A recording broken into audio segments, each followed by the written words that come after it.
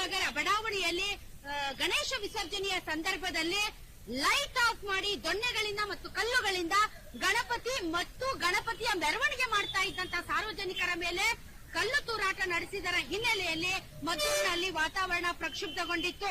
ಈ ಹಿನ್ನೆಲೆಯಲ್ಲಿ ನಿನ್ನೆ ರಾತ್ರಿ ನಡೆಯಿತು. ಇವತ್ತು ದೊಡ್ಡ ಮಟ್ಟದ ಹಿಂದೂ ಕಾರ್ಯಕರ್ತರ ಪ್ರತಿಭಟನೆ ಇತ್ತು. ಈ ಪ್ರತಿಭಟನೆ ವಿಕೋಪಕ್ಕೆ ತಿರುಗಿತು.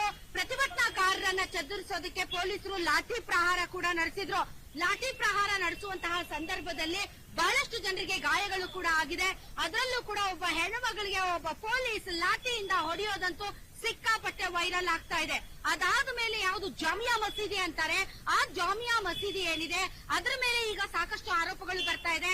ಜಾಮಿಯಾ ಮಸೀದಿ ಒಳಗಡೆ ಶಸ್ತ್ರಾಸ್ತ್ರಗಳನ್ನ ಇಟ್ಕೊಂಡಿದ್ರು.